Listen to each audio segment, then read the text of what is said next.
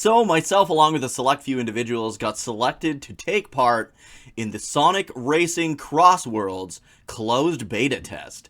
And let me tell you my first thoughts on Sonic Racing Crossworlds. My name is Dookie03. If you enjoy top 10 videos, reviews, podcasts, JRPG content, Sonic content, Dragon Quest content, please remember to like, subscribe, and turn notifications to all. I'm trying to get to 5,000 subscribers, and with your help, I think we can do it. Now let's begin.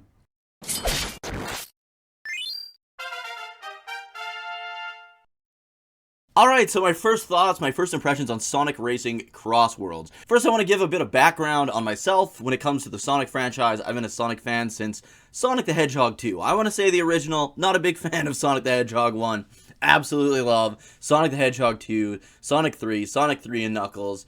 Pretty much all the 2D games are really, really good. But anyways, Sonic racing games. I've loved them since Sonic R on the Saturn, believe it or not. The first one in this vein was probably like Sonic Drift and Sonic Drift 2, which I also really, really like. I really like racing games, and I really like Sonic games. What I don't like, surprisingly, is kart racers. But if you take the weapons away, these games are excellent games. So the original Sonic and Sega All-Star Racing on, I believe it was the PS3, was really, really good. That was one of my favorite racing games of all time, and still kind of is to this day. It's an absolute blast. I feel like it takes the best things from like a kart racer, and then combines them with stuff from like the Outrun series, like Outrun 2 or 2006 Coast to Coast. And the tracks are really good. The variety of stages in Sonic and Sega All-Star Racing is absolutely incredible. And I just loved everything about that game.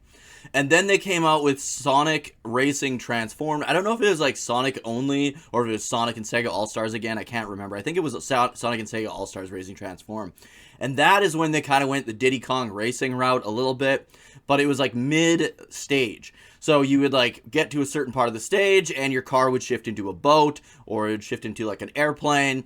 And there wasn't a lot of like customization in terms of like the car and stuff like that in the first two kind of modern Sonic racing games. That's completely fine, to be honest. I didn't like, a lot of people love Transformed. I honestly thought that the boats and the planes controlled like ass, in my opinion. I was not a big fan. I liked the like car driving parts. The level of selection again was like pretty damn good. The tracks themselves were really good. But I just, as soon as it came to not being in a car on the road, I was just, everything kind of fell apart for me. I did not like how the watercraft controlled. I did not like how the aircraft controlled at all either. So I wasn't a big fan of Sonic and Sega All-Star Racing Transformed. And then they came out with Team Sonic Racing, which I wasn't too keen on at first, and then they released it for free on PlayStation Plus, and me and my buddy Mike, aka DG Online, played the absolute crap out of it co-op, and had an absolute blast. I feel like this game, you need to play co-op. It's just so much more fun. But the biggest downside of Team Sonic Racing is it just feels like they put no effort into it. I think there's only like 6 different characters, maybe 9 at the most. And there's really only 3 different characters if you think about it, because it's like there's like 3 different archetypes that play pretty much exactly the same. Then there's like 2 or 3 characters each for that archetype, and there's not a lot of variety going on with that game. The gameplay was fun. It kind of took the slipstream elements from the Outrun games and implemented that in like a team setting, which I thought was really, really cool. It was a good game. It was a stellar game. The gameplay was spot on. It was absolutely perfect. There's just no variety to it whatsoever. So anyways, I applied for the closed beta. It was more so a server test than anything, but we got to experience the game quite a bit early. There's still not a release date as far as I know, and we fired that bad boy up. First things first, me and my buddy Obscure Folklore, he's another huge Sonic fan. We were going to play co-op. We were going to play just so that we're in the same matches together, same races together. But he got on earlier than I did to check it out, and he said that there was no matchmaking whatsoever. It was all just like random servers, which is fine. It makes sense. It's a closed beta, right? I got into the game, fired it up, and I like the character selection. There's already more characters in this closed beta than there were in Team Sonic Racing, so that's a plus. There's also a bunch of different cars you can choose from. Nobody's locked to a specific car in this one, which is really, really good. I like Knuckles. He's my favorite Sonic character. Has been since Sonic 3. And you can pilot pretty much any car you want with Knuckles. And there's a ton of car customization. As you progress through the races, you get like points and stuff, at least on the online part of it. I don't know how it's going to be when the full game comes out, if you're going to get the same amount of points for like offline races and story mode races. I hope so, because I don't actually like playing online in these games, but I did surprisingly well considering. Anyways, you get these points, you can use them to buy different parts of the cars, and then that different parts of the cars are more than just a cosmetic thing.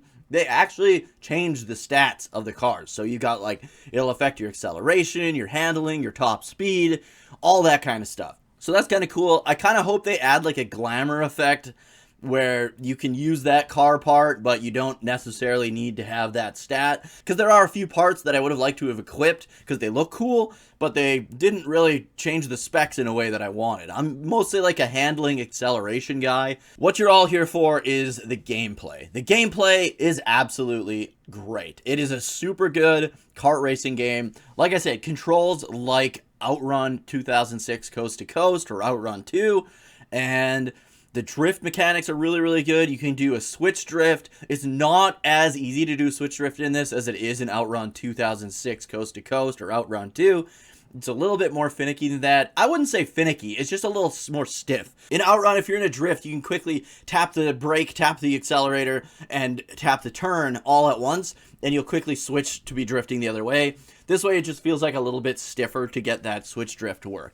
But it's still in there, and it works really well. I will say that the game started out with terrible Mario Kart 1 on the Super NES controls, and by that I mean I'm playing on the PS5, and I had to use X as the accelerate button, which is something I haven't had to do, like I said, since the Super Nintendo.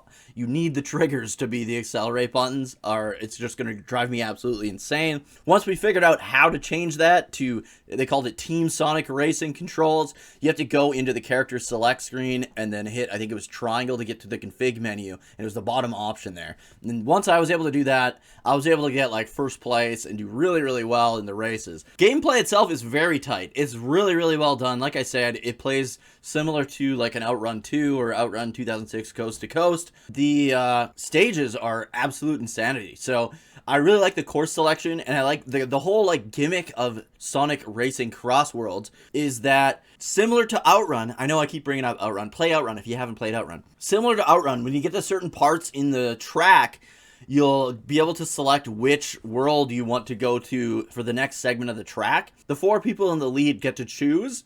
So you pick like a lane. If you want to go over here, say there's like Dinosaur World or Balloon World over here, or if there is like Rocket Launch World over here, depending on how many people pick which lane, when you get past that part, that's the next world you'll go to. So the ring will open up, kind of like in the Sonic movies, how they use the rings to like warp to different kind of like zones or dimensions. Once the first 4 people who are in the lead have chosen which track you're going to go to next, the portal will open, you'll go through there, and you'll continue from that part of the track. It's really cool. It keeps things fresh because you're never stuck on one track at all times. Mind you, I hope that the game does offer a mode where you can just play the whole track, because it would be nice to be able to do a little bit of both, you know what I mean? But yeah, it always kept things fresh. It's almost like a roguelike racer, if you will. Roguelite, let's say, racer. Because you never really know what you're going to have for a track the whole way through. You're constantly shifting between different tracks and worlds, and that's why it's called Crossworlds. Another thing I really liked was when you catch air, you do like a bunch of tricks and stuff, like flips, and the more you do, the more of a boost you get. Similar to the drift. You charge up your drift, you can go 1, 2, and 3, and once your boost is charged to 3, you get like a huge boost of speed. When you're in the boat, and this is what always threw me off. I always hated the boat in Transformed. The boat controls a lot better in this one, but you can't really drift in the boat. You hold the drift button, and instead of actually drifting, you like sink your motor deeper into the water, and then when you let go, you do a jump, which you can then use to do a trick and then get a boost from that. So like in a way, I guess you can kind of get a boost out of it, but not being able to drift in the boat when you can drift everywhere else is kind of a nightmare to me. I would be in like first place, and we would hit like a boat section, and I would end up in like 8th place after the boat section. It's like, I'm just awful at the boat sections. The jet sections control so much better. It feels like you're in like a fighter jet instead of just like some dinky ass biplane or something like that. There is a drift in the plane as well. It functions a little bit different to the car, but it feels like what it would feel like probably to drift a plane.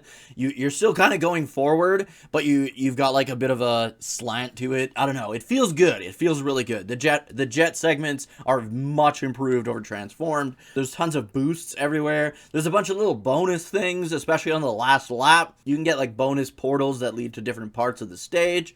You can get the blue item box. I never got it, so I don't know what's in it, but I'm sure there's some great items in there. And there'll be parts where all of a sudden there'll be boosters everywhere and they'll be bouncing all over the level. So you have to kind of like time where you're going to hit them so that you can get that boost and hope that your opponents don't. Overall, really freaking good game. The only downside to me, and this is a me thing, I know, I don't like kart racers, right? I don't like when people use items in racing games. It makes me so mad. I want it to be like my racing skills that determine who wins the race, not because some dickhead shot me with a punching fist or because some guy used like a tornado to run into me or a monster truck to crush me. There's a ton of weapons if you like that. If you don't, between the stages changing all the time and like the tricks in the air, which again, these are things I do like, and then like just absolute chaos with all these weapons going off. The races had like 12 people in them, so just think of like 11 other people firing off attacks constantly, and it's just like drove me a little crazy sometimes. So I think as a single player experience, I will absolutely love this game. I don't know if I would get it full price. To me, a kart racer is not worth like $60 to $100. Yes, games are like $100 here in Canada. It's unfortunate as heck.